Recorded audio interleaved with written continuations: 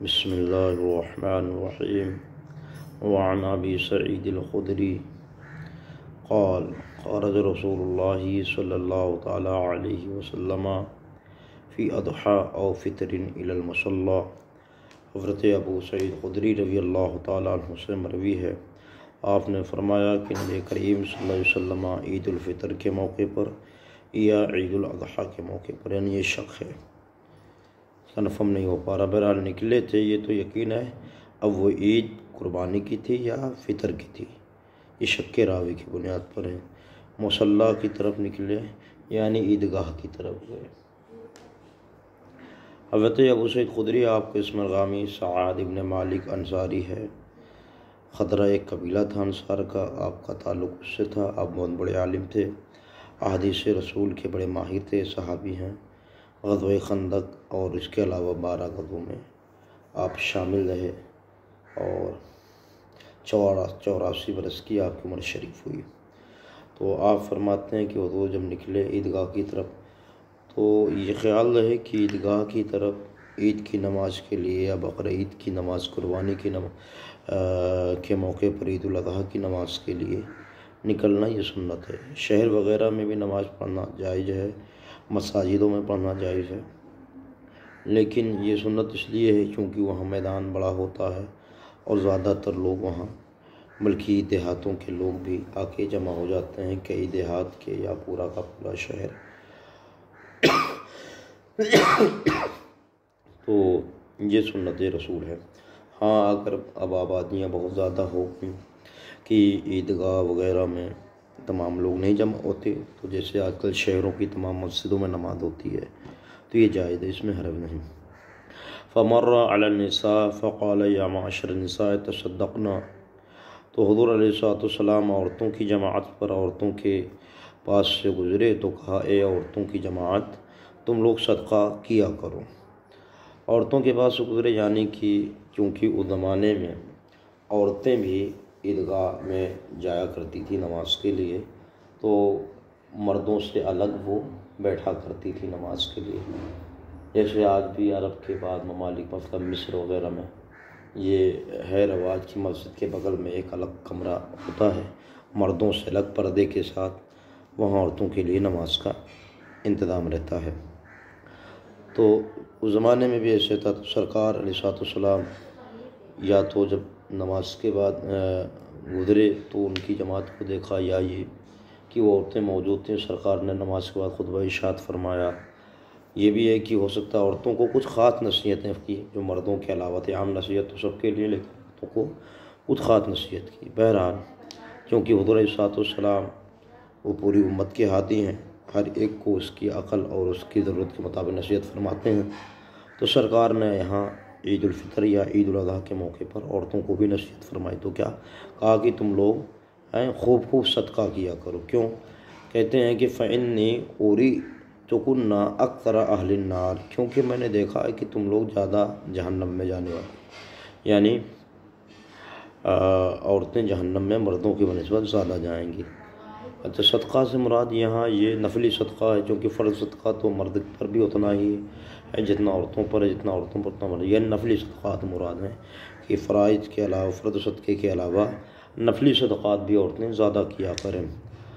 اور میں نے دیکھا، یعنی اس سے یا تو یہ ہو سرکار علیہ السلام کو کشف ہوا ہو، یا یہ کہ اللہ تعالیٰ جب حضور علیہ السلام معراج میں تشریف لے گئے تو سرکار علیہ السلام چونکہ تمام چیزوں کو مشاہدہ کیا، جنت کا بھی اور جہنم کا بھی، سب کا، تو وہاں سرکار نے دیکھا۔ فقلنا وبما یا رسول اللہ صلی اللہ تعالیٰ علیہ وسلم، تو عورتوں نے کہا کہ یا رسول اللہ صلی اللہ علیہ وسلم، آخر کیا وجہ ہے کہ ہم لوگ جہنم میں زیادہ جائیں گے؟ قال تکثرن اللعن وتکفرن العشیرہ، حضور علیہ السلام نے فرمایا کہ یہ تمہارے جہنم میں زیادہ جانے کی وجہ یہ ہے کہ تم لوگ لعن تان بہت کرتی ہو۔ ظاہر کی بات ہے کہ عورتوں کو دیکھا ہوگا کہ بات بات میں وہ لعنت برآمد کرنے لگتی ہیں، اور بچوں کی لڑائی ہوئی، غصہ آیا، کچھ بھی ہوا، لعنت۔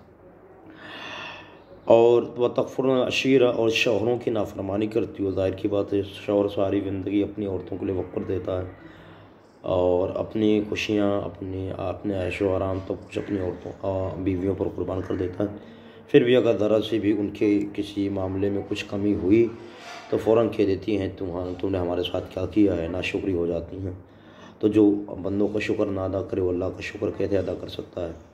تو یہ بات عورتوں میں عام ہے، دونوں باتیں جیسے کہ آپ لوگ مشاہدہ کر رہے ہیں۔ تو حضور نے فرمایا کیونکہ یہی دونوں وجہ ہیں، گویا کہ عورتوں کو جہنم میں لے جانے کی وجہ یہ ہوئی کہ وہ لعن طعن بہت کرتی ہیں اور شوہروں کی نافرمان ہوتی ہیں۔ تو ہماری جو بہنیں ہیں ان کو چاہیے کہ اس سے بچیں، بہت زیادہ بات میں لعنت وغیرہ کرنا یا اپنے شوہروں کی نافرمانی، اس سے بچیں۔ اور یہ بھی پتہ چلا کہ صدقہ دینے سے اللہ تعالیٰ گناہوں کو بخش دیتا ہے، جیسے یہاں حدیث پاک میں آیا کہ عورتیں زیادہ جہنم میں جائیں گی، لہذا صدقہ دیں تاکہ یہ صدقہ جہنم میں انہیں جانے سے روکے، عذاب میں تخفیف کرے۔ یہی وجہ ہے کہ ہمارے سنت والجماعت اپنے مردوں کے لیے صدقہ کرتے ہیں، مثلا صوم کے موقع پر 10واں 40واں سالانہ چشمائی وغیرہ، ان موقع پر غریبوں محتاجوں میں صدقہ دیتے ہیں، کھانا کھلاتے ہیں۔ تو اس کی اصل بھی یہ حدیث پاک ہے، اس حدیث سے استنباط ہے۔ اہل سنت کی ایصال ثواب، صدقہ وغیرہ اپنے مرحومین کے لیے کی جو محفلیں ہوتی ہیں، اس حدیث پاک سے اس کا ثبوت ملتا ہے۔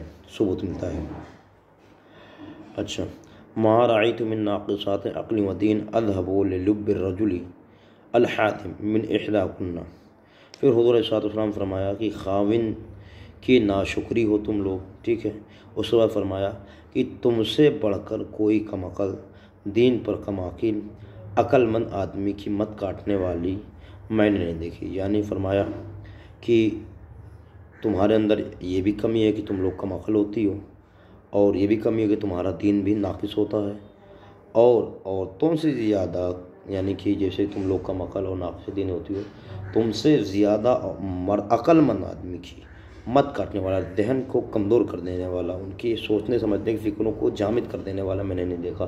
کہ تم ہوتی تو ہو ناقص عقل و دین، لیکن عقل مند آدمیوں کے بھی جو ہے عقلوں کو حیران کر دیتی ہو۔ ظاہر کی بات ہے، آج نے دیکھا کہ اچھے ذہین، ہوشیار، سمجھدار، پڑھے لکھے مرد عورتوں سے ہار جاتے ہیں، ٹھیک ہے۔ قلنا وما نقصان دیننا وعقلنا یا رسول اللہ صلی اللہ علیہ وسلم۔ تو عورتوں نے کہا ہے اللہ کے رسول صلی اللہ علیہ وسلم، ہمارے دین اور عقل کا نقصان کیا ہے، کیا کمی ہے؟ قال الیس شہادۃ المرأۃ مثل نصف شہادۃ الرجل۔ تو حضور صلی اللہ علیہ وسلم فرمایا کیا ایسا نہیں ہے کہ عورت کی گواہی مرد کی گواہی کی آدھی ہے؟ ظاہر کی بات ہے، عام حالات میں ہوتا ہے کسی معاملے کے لیے 2 مرد گواہی دیں یا 1 مرد 2 عورتیں گواہی دیں، یعنی عورت کی گواہی مرد کی گواہی کی آدھی ہے۔ قلنا بلا، تو عورتوں نے کہا ہاں یہ تو صحیح ہے رسول اللہ صلی اللہ علیہ وسلم، قرآن میں ہے۔ قال فذلک من نقصان عقلها، تو کہا یہ تمہاری عقل کی کمی کی بنیاد پر ہے۔ تم لوگ یہ نہ سوچو کہ صاحب مرد اکیلا گواہی دے اور ہم 2 لوگ مل کر کے اس کے برابر ہوں، ایسا کیوں ہے؟ تو یہ تمہارے عقل کی کمی کی بنیاد پر، اگر تمہاری عقل مردوں کی طرح کامل ہوتی تو یقیناً تم بھی برابر گواہدار ہوتی، لہذا یہ تمہاری اپنی کمی کی بنیاد پر تمہاری شہادت کو ادا کیا گیا۔ قال الیس اذا حاضت لم تصلی ولم تصم۔ پھر حضور علیہ الصلوۃ والسلام فرمایا کہ اور ایسا نہیں ہے کہ جب تمہیں حیض آ جاتا ہے، یعنی جب ماہواری خون عورتوں کو آتا ہے، تو فرمایا کہ تم لوگ نہ نماز پڑھتی نہ روزہ رکھتی ہو۔ یعنی کہ جب خون آ جاتا ہے ماہواری تو نماز تو مکمل معاف ہو جاتی ہے عورتوں پر، اور روزہ تو معاف ہوتا ہے لیکن قضا کرنی ہوتی ہے، ٹھیک ہے۔ یعنی ایام مخصوصہ میں عورت کے جو ماہواری ایام ہیں ان میں اگر وہ رمضان میں پڑ جائیں تو رمضان میں ان پر روزہ رکھنا بھی معاف ہے، لیکن جب وہ پاک ہو جائیں گی، غسل کر لیں گی، تو ان پر جتنے روزے چھوڑے ہیں 5 دن یا 7 دن یا وغیرہ جتنے بھی دن ہیں ان روزوں کو قضا کریں گے، لیکن نماز کی قضا عورتوں پر نہیں ہے۔ 5 دن 7 دن 9 دن جتنے دن بھی یہ ایام رہیں گے ان میں نماز قضا نہیں، کیونکہ روزے تو زیادہ سے زیادہ، کیونکہ حیض کی مدت کم سے 3 دن سے لے کے 10 دن، اس سے زیادہ نہیں ہو سکتی، تو اگر بہت زیادہ ہوئی تو 10 دن، تو اتنے تو قضا کرنا ممکن، لیکن نماز ہر دن میں چونکہ 5 وقت کی ہوتی ہے، اگر 9 دن یا 7 دن کا ان کو جو ہے ماہواری خون آیا تو بہت زیادہ نمازیں ہو جائیں گی، مشقت ہوگی، اس لیے نماز معاف ہے اور روزوں کی قضا کی جائے گی۔ قلنا بلا، تو عورتوں نے کہا ہاں یہ بھی ٹھیک ہے اللہ کے رسول، جب ہم ناپاک ہو جاتی ہیں تو نماز روزہ سب ہم جو ہے چھوڑ دیتی ہیں۔ قال فذلک من نقصان دینہا، تو حضور علیہ الصلوۃ والسلام فرمایا کہ یہ تمہارے دین کا نقصان ہے۔ کیوں؟